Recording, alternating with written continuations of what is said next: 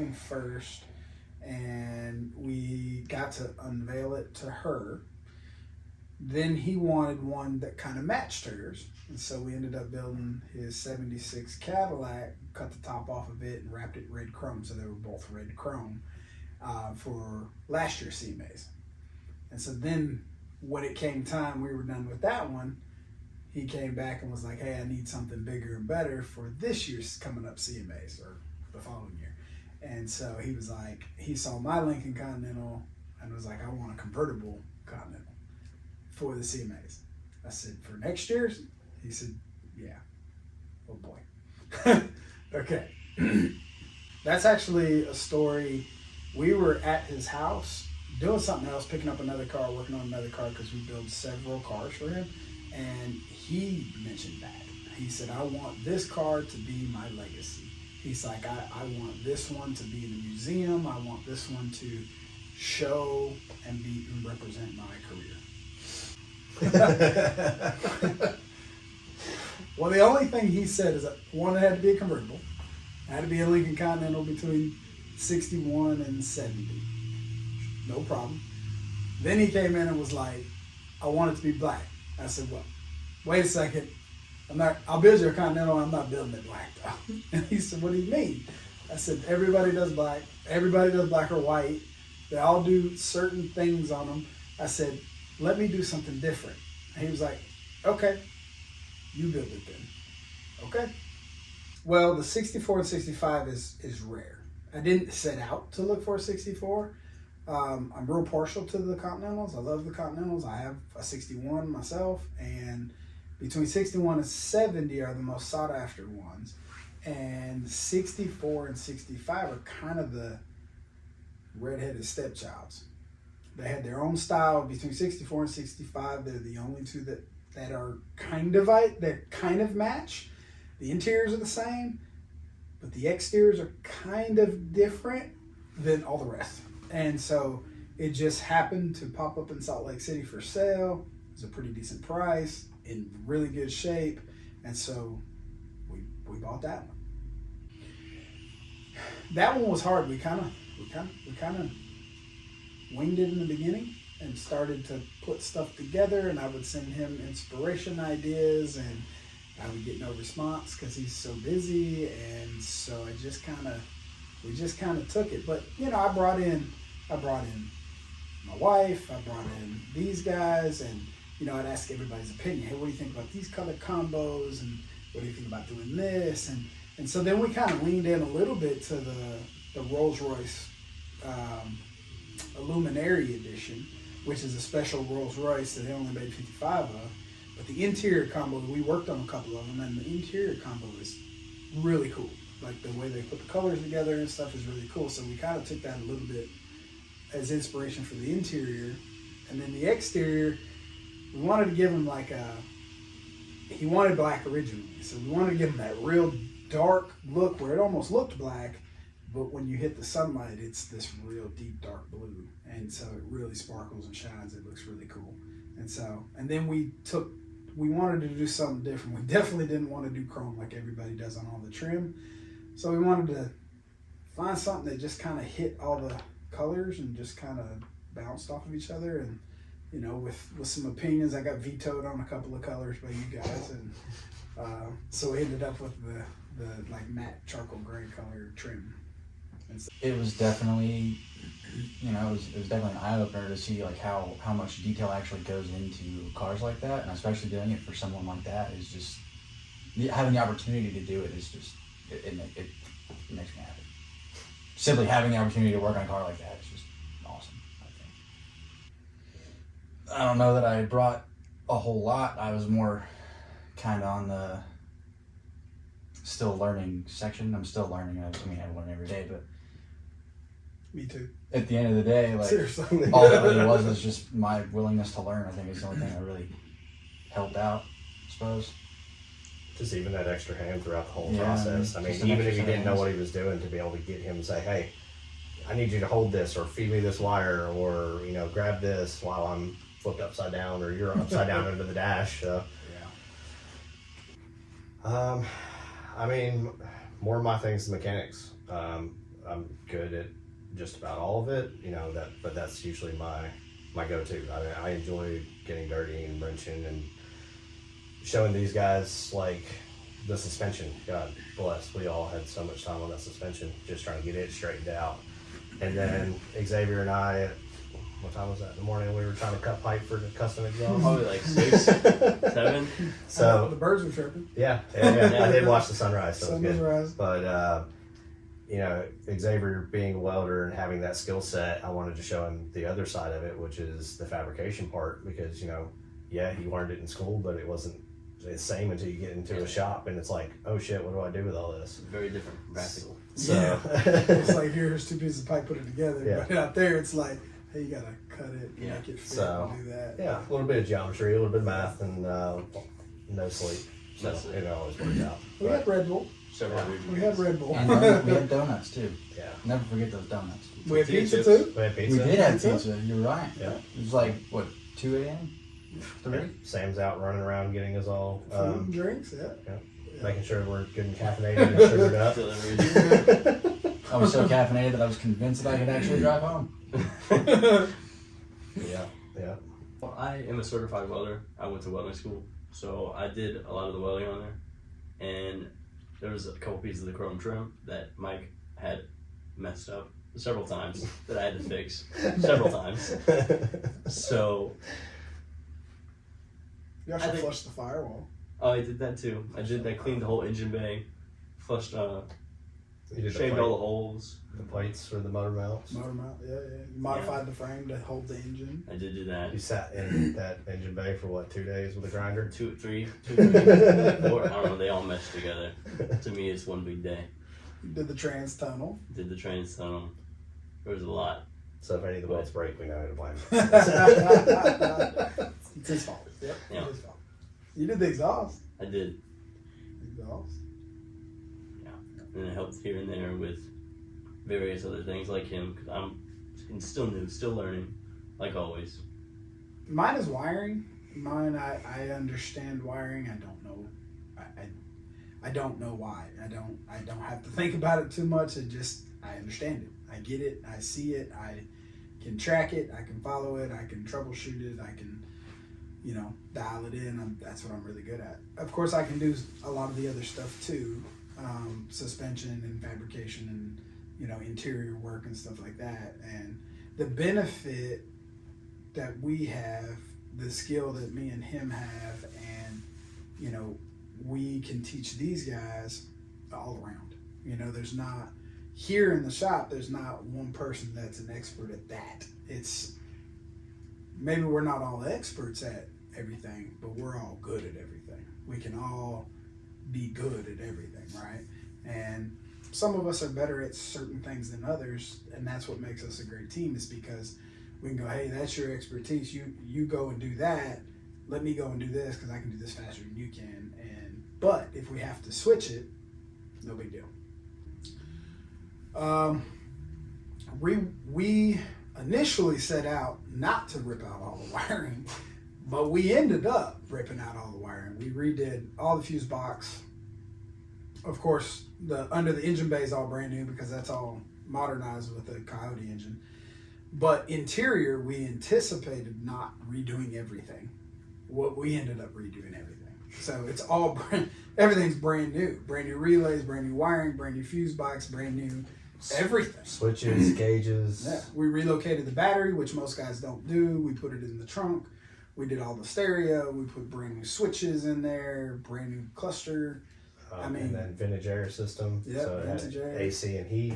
Yeah, we did all new stereo. We did all the modern day stereos, but we utilized the factory radio to make it look old, but it's not. It works everything else. But yeah, we just modernized everything. We upgraded everything. We upgraded it all. But I think the only thing we left in there was the window motors because they worked. Yeah. But we put new switches in there, we put new relays in there, and that all had brand new wiring going to the doors. Yep. It was a lot. Of sleep. Yeah. That's for sure. Deprivation. Yeah. So Finding parts yeah. in a timely manner. Finding parts twice. sometimes. Yeah, or like when the drive shaft gets welded with the wrong ends on it and you have to send it back at the end of the day. So, At 6 o'clock. hey, yeah. Hey, we got to drive this thing by, next morning. Oh, Yeah. great. Cool. Yeah, that, and then mine was tracking parts down. Like tracking parts down or going, oh shit, we don't have that. I thought we already had that. And, oh, this doesn't work or this doesn't fit. Crap, where can we get that? And then, these people that we deal with already, they're on timelines. They're on their own schedules because they have their own business going on, and we going, hey, we need this like in a month. And they're like, oh man, like we're back 6 months up. And then you have to name drop, and then you have to promise, and hey, we'll shout you guys out, and then they come through for you, and like they put you at the front of the line. Thank God. If it had been anybody else, like we're building this for anybody, like a regular Joe, it would never happen. These people would not have. Not like it did, that's for sure. I mean, powder coat got done in like a week. Suspension, they turned that out in like a month. We had wheels the next day. Yeah, wheels. Pretty much the next day they drilled them and shipped. Now it was like 3 days. Yeah. But they drilled them, made them, drilled them, shipped them, and we got them like 3 days. So. And then not having a reference for all this overly complicated parts. I mean, like just the top mechanism by itself. Oh God, it was 2 weeks. Yeah. So 2 weeks. Just not having something to reference so you can figure out where to start. There's nobody you can really call either. No. Because nobody really, they're like, if you call them and ask them, they're like, oh, well, it could be this, could be that, could be that, could be that. I don't know. I got to be there. Like, thanks. That's cool. We're in the same boat. Yeah. I'm here. I can't figure it out. So, yeah, it was tricky. And then finding those specialty parts, those switches and pin switches and all that. And when you do find them, they're $300 each. A little piece, a little this big, $300 every time. Like, bat. Kills you. Well, we actually had a set of Steelies to go on it that we had already ordered. They were here. I had them for months sitting here. I had to make some modifications to the suspension, the new suspension, to fit it the way we wanted to. I modified it, got them fitting. And one of the reps from Asante came by, saw it. I've known him for years. I was talking to him about it. He was like, well, wait a second. We have a brand new wheel that hasn't never been released yet. What do you think about putting them on this car? Well, let me see them. He pulls his phone out, shows them to me. Those are pretty nice. How fast can you get them? That's the determining factor. I mean, we're a week out. How fast can you get them? And we can get them to you in just a couple days. Let me make some phone calls. We can get them to you. Okay, let me. I think he'll like these. Let's go. So we went from a 20 to a 22. And they shaved them and drilled them and everything and made them fit the car, and they fit right on, luckily. And we had to put little bitty spacers on the front, but they fit and they look great. They turned out great. We've gotten so many compliments on them. There's a couple people out there that they don't really like them, but the vast majority love them. They love the wheel. It fits that car really well. It does. Just the style and the color. Man. Jelly loved them. Yeah. He loved them. That's all that counts. And he loved the fact that they were like they hadn't been done on that car. They hadn't been done really at all. And so it was pretty cool. Pretty cool. It was not done in time. We were still working on it as we're getting the camera crew ready to go out the door with it. Bolting the seat down, actually, I think was the last thing. I have a picture. Yeah. Right before it rolled out the door. 3 minutes. I was sitting in it in reverse. I'm in the camera truck looking at the monitor going, what are they doing? Like, I was like, oh crap, we forgot one of the bolts. And then the struggling trying to get it ready. And then I caught Xavier one time standing at the back door just looking into the darkness. And I was like, what are you doing? And he just kind of still sat there and kind of eventually just turned around and walked back to the car with a ratchet. And I'm like, do you know where you're at? That was a dark time. Yeah. Literally. There was no trim, there was no interior, there was no bumpers. No steering wheel. No steering wheel. That's minor stuff. That's minor stuff. I don't think it had a brake pedal yet. No, it didn't. No, because the painter lost that. Yeah. The painter had to bring it to us. Yeah, and I got a picture at 6 o'clock that night with no interior in it. We just fitted the dash. That was at 6 o'clock. At 9 o'clock, we fired it up for the first time. And that was after we put the drive shaft in, then we didn't know if it was going to work or not. No, we had fired it up previous to that. We just didn't have a whole lot of stuff. Like, no, I'm talking about your gear. That was the first time of it moving on its own power. Oh, yeah. Was at like 9 o'clock that night. And then I think another picture at like 11:30 that night is when we were starting to put carpet in. I remember. No door panels, windows not in there. Like, oh God. I remember before the carpet was in, it was dynamited. And it was all the way up in the air on the rack, and I was in it, putting the interior together. In it, up on the rack while you guys were under it working on it. I remember you asking for pizzas. Like, hey, can you hand me over this? Like, all of it, it's all rack. Oh my gosh. So just as the night progressed, we all lost our sanity a little bit more and more. But I mean, we stayed on task. Yeah. I think Red Bull was the only thing keeping us going. You hit that certain point in the night where it's like you aren't working anymore and you just gotta get it done. Yeah. It's just, you're going. Yeah. You just zone in and that's it. It's the only thing. Yeah, and then hearing zone birds out. chirping, looking out the door, and said, "Oh shit, the sun's The out." sun's coming Or you up. zone out. Yeah, That was a long night. you're definitely. I Amazed. needed those couple minutes, man. You looked at like peace. Rezoned He was at peace with himself, just holding a ratchet, staring at the back door. Just, I needed it. you good? Oh, And he didn't even say anything. He just walked back to the car. I remember there's a photo of, I think there's 4 or 5 of us standing there. I think Brian, the painter, and then Ashley standing there. Me, you, maybe Randy, maybe you were there. But there's a bunch of us standing at the back door. The sun was just rising. And we're just standing by the back door. And it's like, you can just see the exhaustion on all of our faces. Like, I remember that. And so you guys went home at like I was the only one to go home. 3:30. No, he went home. No, I did not. At 3:30? No, it we was stayed. only me, and I went home for 2 hours and then came right back. No. I'm talking about after we rolled to the CMAs. Yeah. You guys went home. Oh yeah. He was Oh, in the yeah. camera truck. I drove the car, and God. she was behind me in her Jeep. And we went to the CMAs. We didn't leave till like 7:30. He didn't get home till like 9 or 10 Yeah, I stayed because in he the went car back with the car back to the shop and then to drive an tow hour truck. home. Yeah, Yeah, it was. it was.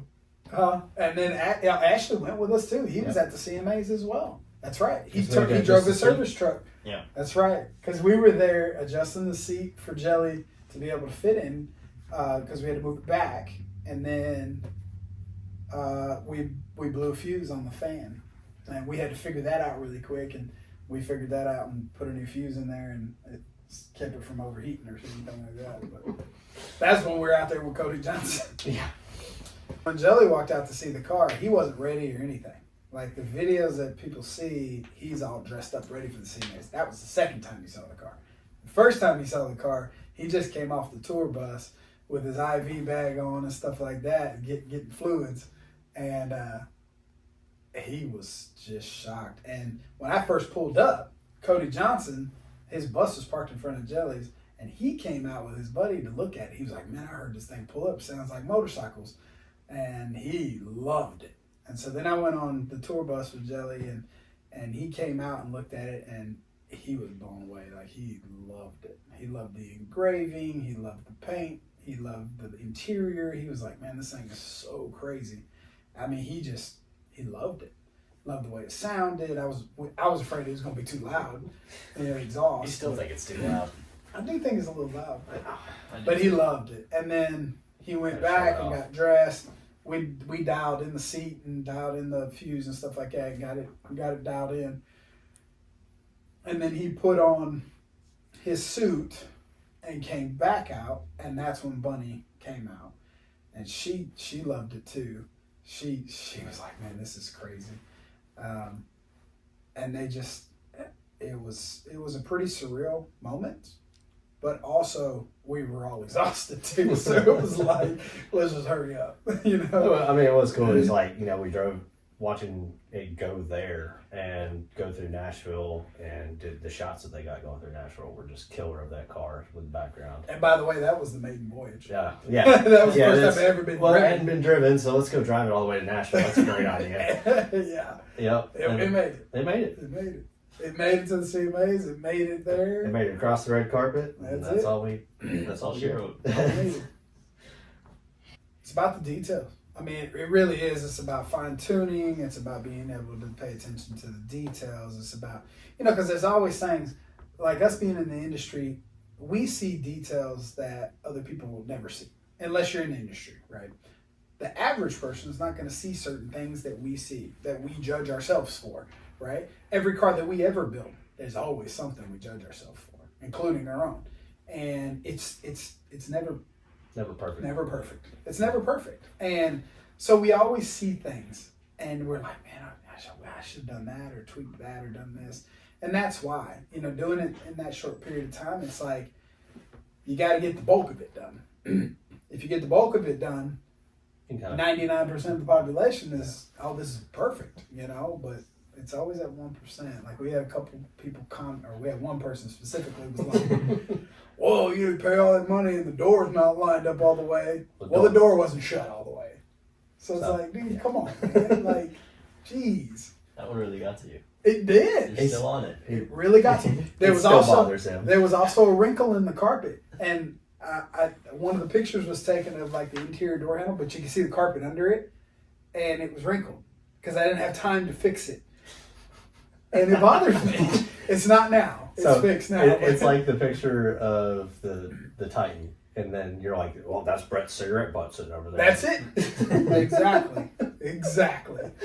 So it's a great picture, but that one little thing. That's right. But that's why if you put a year and a half to 2 years into something like that, you can really kind of go back and adjust and modify and tweak and make it dialed in. Now luckily we got the car back and we had the time to dial it in. We dial it in enough for the CMAs, for the mass majority of people to see it and go, man, that thing is amazing. And then we brought it back and really tuned it in like the way we wanted it dialed. So when he brought the idea for the Cadillac, we had done a couple other projects for him already. He brought, and he was just getting his footing, right, in the industry. And it was still more in the rap industry. And he grew up in a similar area that I grew up in. And so we grew up around a lot of similar people to where the old dope boys and stuff, and that's what we kind of looked up to, the old dope boys and stuff, they had these Cadillacs and they were all wild colors and on 20s or 22s, and they had the wood flooring or the big stereos and all, right, they were just like completely outlandish, right? And that's what he wanted. He was like, I got this Cadillac. I want it just, this is what I want. And okay, so we cut the top off and red chrome and we decked it out. Stereo, it just beats down and we gave him that, right? And I think by the time he got the Cadillac to the CMAs and did all of that, he exploded. And once he exploded, it was like, this is one level and he had to hit the next level, and the next level was class and elegance and a stride. And so it just, I think it kind of represents his growth jump, from where he started in the rap game to where he's at all over the damn country. He's all over the country. You can't open any social media up without seeing Jelly Roll in it somewhere. Turn TV on or something, any music. And any radio station now you listen to, whether it's country, it's pop, it's rock. He's on every station. That's right. So, well, like you said, should go from a rapper out of Nashville that not a lot of people knew about to all of a sudden, country music star. That's right. That's right. And so I think that represents his jump. And it's from here to here, and it's 0 to 100, really, honestly. And I think he anticipated his growth, and he nailed it. Either that or he manifested it, one or the other, or both. I don't know, but he did. He asked it before he hit it real big, before he did his tour, before his new album came out, or any of that. He said, "This is what I want to build," and he knew it was going to be costly. He knew it was, and man, probably. Well, that's the reason it went from, it was originally a year to 7-8 months, is because come January, he hit this stride where he couldn't break away.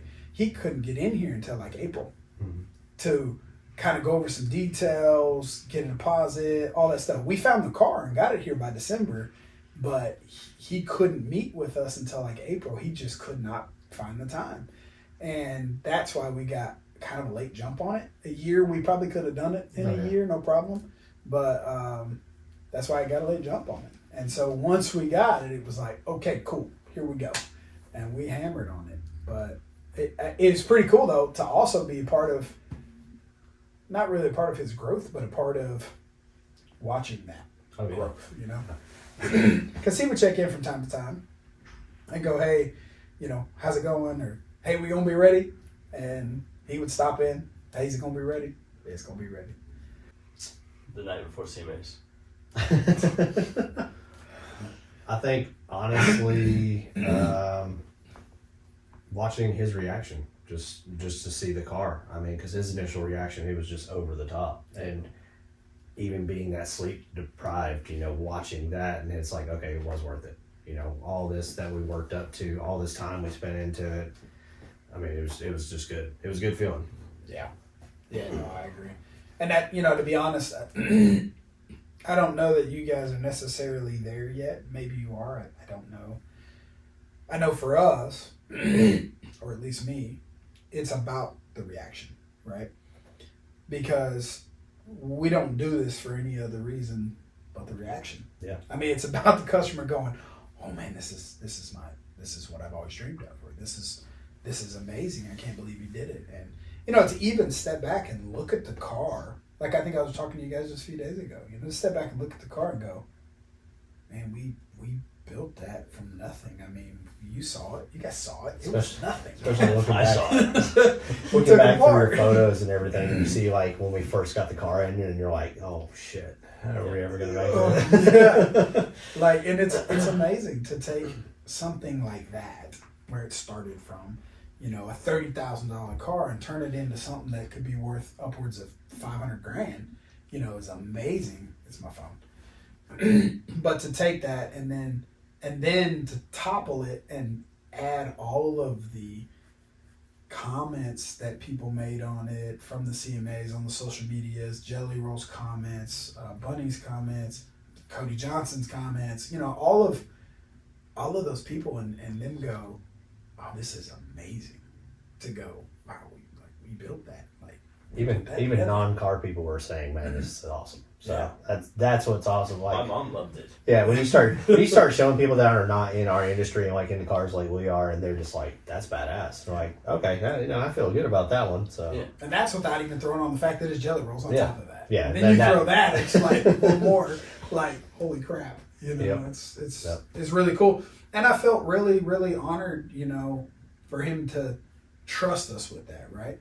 Because he's going to the CMAs representing himself and wanting to show out, and he's banking on us to make him look good, right? Yeah. In that aspect, right, of how he shows up. And I think we did it. I think he showed up. I think everybody was still stuck on last year because you saw how many Cadillacs there were out there. Yeah.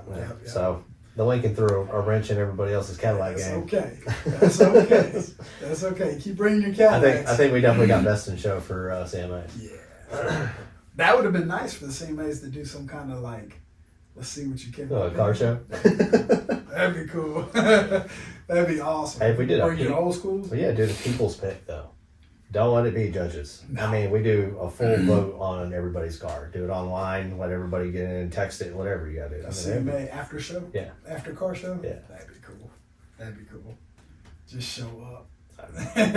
But you can't bring the Lambos and stuff. You got to bring something cool, something different. There you go. Has to be unique.